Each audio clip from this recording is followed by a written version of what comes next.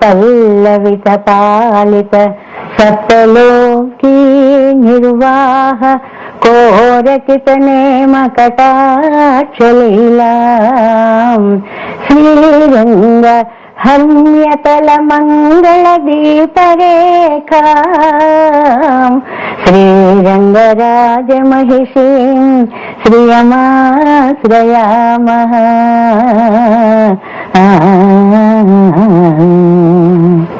ప్రియ భగవద్బంధువులారా, వేదాంత దేశికులు తమ గోదా స్తుతిలో అమ్మ యొక్క వైభవాన్ని పొగుడుతూ ఆవిడ ధరించినటువంటి మాలని ఎన్నో శ్లోకాలలో అందులో ఉండేటువంటి వైభవాన్ని అంతటినీ కూడా మనకి అందించారు. తర్వాత గోదా రంగనాథులు దండలు మార్చుకోవడము అనేటువంటి విశేష విషయాల్ని చెప్పారు. వారు మార్చుకోవడంతో చూపరులందరూ కూడా ఆయా సౌందర్యాల్లో ఉండేటువంటి భేదాలు ఏమిటి, అసలు భేదాలు ఉన్నాయా, ఎవరు అందంగా ఉన్నారు, ఎవరు తక్కువ అందంగా ఉన్నారు, ఎవరు ఎక్కువ అందంగా ఉన్నారు, లేకపోతే రెండు అందాలు కలిసి ఎలా ఉన్నాయి, ఇలాగా తమకు తోచినటువంటి ఆ విషయాలన్నిటిని గురించి కూడా అక్కడికి వచ్చినటువంటి పెళ్లివారుగా ఉన్నటువంటి వాళ్ళందరూ కూడా ఆ సౌందర్య శోభని వర్ణించడం మొదలు పెట్టారు అని చెప్పుకుంటున్నాం కదా. అందులో అమ్మ రంగు ఎలా ఉంది, స్వామి రంగు ఎలా ఉంది అని చెప్పి ఒక అందమైనటువంటి శ్లోకాన్ని ఇవాళ మనకు అందిస్తున్నారు. 22వ శ్లోకంలో ఇవాళ మనం ప్రవేశిస్తున్నాం. దూర్వాదళ ప్రతిమయా తవ దేహ కాంత్యా ఘోరోచనా రుచిరయా చ రుచేందిరాయా ఆసీదనుజ్జిత శిఖావళ కంఠశోభం మాంగళ్యదం ప్రణమతాం మధువైరిగాత్రం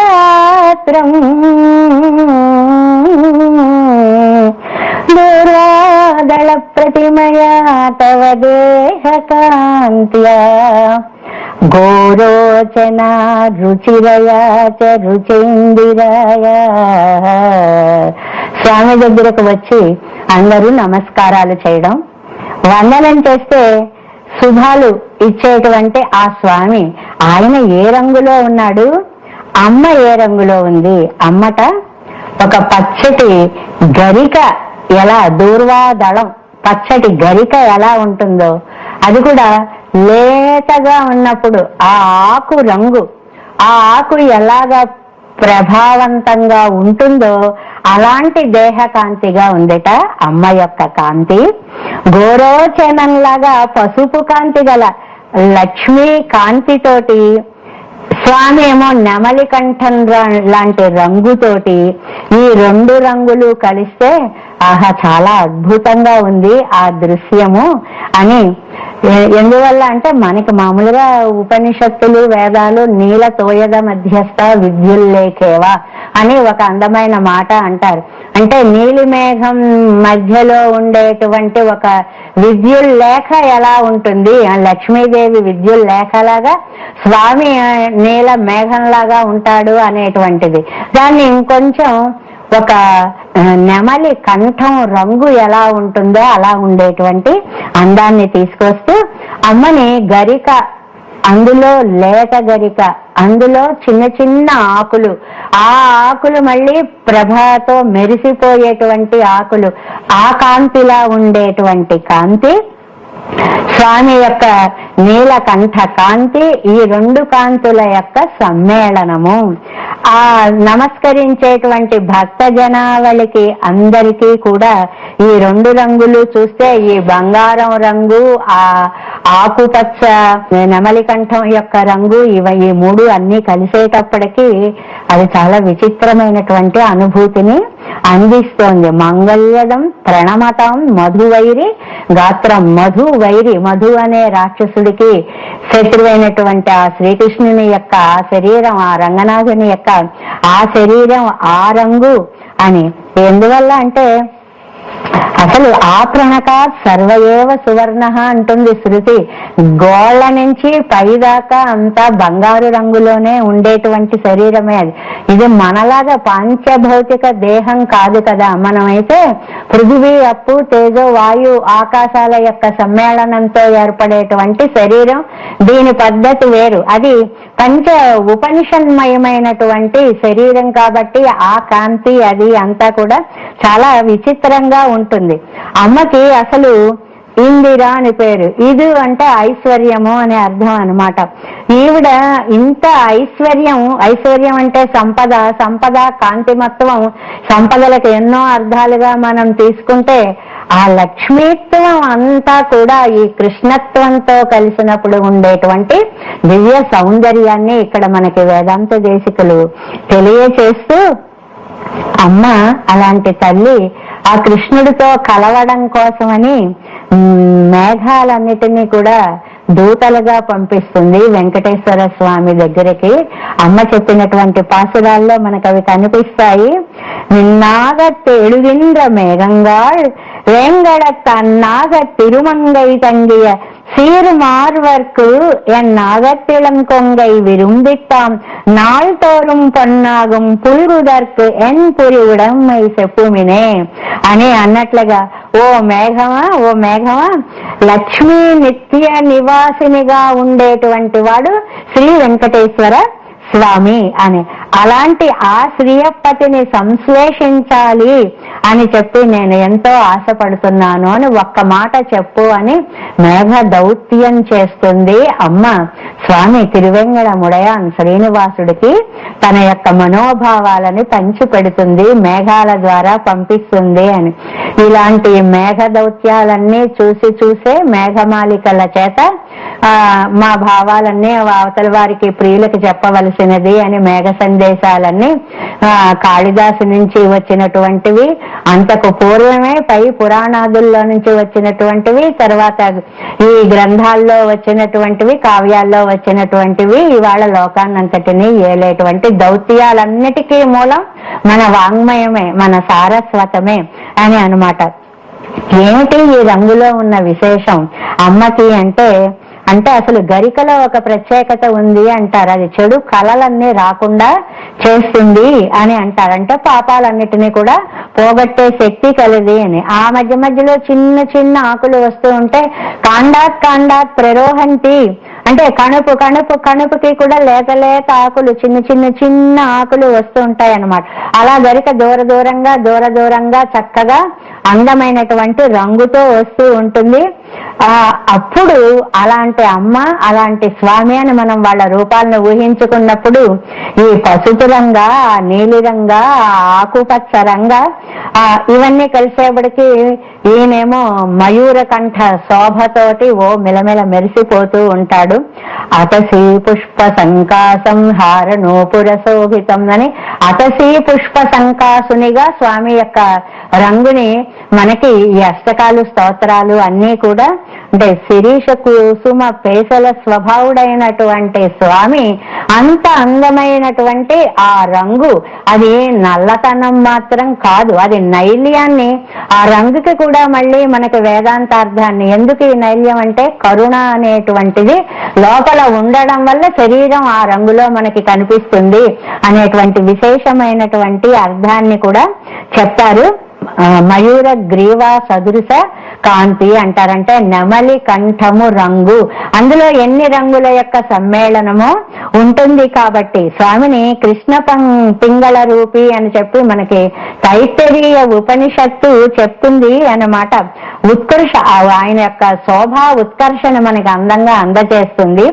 యోగార్ణవము అనేటువంటిది కూడా నమస్యే పరమానంద వపుషం కృష్ణ పింగళం నారాయణం జగన్నాథం వాసుదేవం అనామయం అంటూ కృష్ణ పింగళ వర్ణము అనేటువంటిది అంత అందముగా ఉండేటువంటి రంగు గల స్వామిట. ఎలాంటి వాడండి ఈ స్వామి అంటే అమ్మ తనకి జీవన ఔషధిగా కలిగినటువంటి స్వామి అని, అంటే అమ్మ యొక్క చరిత్రే తనకి ప్రాణాధారంగా కలిగినటువంటి స్వామి అనేటువంటి విషయాన్ని చెప్తూ మనకి భట్టర్ వారు కూడా శ్రీగుణ రత్నకోశం అనేటువంటి గ్రంథంలో జనార్దన జీవికే అని పిలుస్తారు అమ్మని. అంటే స్వామికి జీవితాన్ని ప్రసాదించేటువంటి ప్రాణ సదృశురాలైనటువంటి తల్లి, నీ అందం యొక్క ఉత్కర్షణ మేము చెప్పలేము. ఎందువల్లంటే కనక రసన ముక్త తాటంక హార లలాటిక మణిసరతులా కోటి ప్రాయై జనార్దన జీవికే ప్రకృతి మధురం గాత్రం జాగర్తి ముగ్ధ విభూషణై వలయ శకలై దుగ్ధం పుష్పైశ్చ కల్పలత యథా అంటారు. అంటే మనిషి అందంగా ఉండి అందమైనటువంటి నగలను కూడా చాలా ధరించడంలో కూడా ఒక అందాన్ని వహిస్తూ, అంటే మొత్తం ఉన్నవాటిని మీద వేసేసుకున్నా కూడా అది సౌందర్యం ఉండదు, దేని మీదో ఏదో కప్పినట్లుగా అవుతుంది తప్ప అందులో సౌందర్యం అనేటువంటిది ఉండదు అని. ఇక్కడ గాత్రము సౌందర్యంగా ఉండి సౌందర్యాన్ని ద్విగుణీకృతం చేసేటువంటి హారాదులనన్నీ ధరించి వాటిని ఎలా ధరించాలో అలా ధరించేటువంటి పద్ధతిని తెలుసుకున్నటువంటి తల్లి కాబట్టి ఆ తల్లి స్వామికి జీవన ఔషధి అయింది. జనార్దన జీవికే అంటే జీవన ఔషధి అయింది తల్లి అని అంటారు. ఎందువల్ల ఆవిడ ఇచ్చినటువంటి దండే ఆయన ధరించకపోతే తర్వాత ఆయన అనుకుంటాడు నేను ఏమైపోయి ఉండేవాడినో కదా అని. అందుకే ఆ భావాలని మన పెద్దలందరూ కూడా కొప్పున సరములు జుట్టి తిరుగుడ నెప్పటి వలే మెలకువ పెట్టి తప్పక హరి కంపినట్టి జగత్రయ మోహన కృతి గల ముని పట్టి మంగళమమ్మాండాళ్ళు అని ఆండాళ్ళ తల్లికి మంగళం పాడుతూ ఈ భావాన్ని అక్కడ తీసుకొస్తారు. కొప్పున సరములు చుట్టి తిరుగుడా ఎప్పటి వలె మెలకువ పెట్టి అని. ఆ దండని మళ్ళీ మెలకువగా అతి జాగ్రత్తగా ఆ గోడలో ఆ పెట్టెలో ఆ బొట్టలో మళ్ళీ జాగ్రత్తగా పెట్టి తప్పక హరికంపినట్టి జగత్రయ మోహనాకృతి, నీకున్నటువంటి ఆకారం మూడు లోకములను కూడా పరవశింపచేసేటువంటి మధురమైనటువంటి ఆకారము, అంత దివ్య సౌందర్య స్వరూపిణి అయినటువంటి ఓ ఆండాళ్ళ తల్లి, మీ ఇద్దరూ ఒక చోట వేంచేసి ఉన్నప్పుడు వచ్చేటువంటి భక్తులు అందరూ కూడా నమస్కారం పెట్టినప్పుడు ఆశీర్వదించే మీ శోభని ఒకేసారి దర్శిస్తే ఈ రెండిటి రంగుల యొక్క కలయిక వల్ల ఒక నెమలి కంఠ శోభ భక్తులకందరికీ కూడా దర్శనీయం అవుతోంది అని అంటారు. అంటే ఆ రంగుని చూడడంలో కూడా మనకి కలిగేటువంటి దివ్యానందాన్ని ఇక్కడ వేదాంత దేశికులు మనకి స్ఫురింప చేశారు అన్నమాట.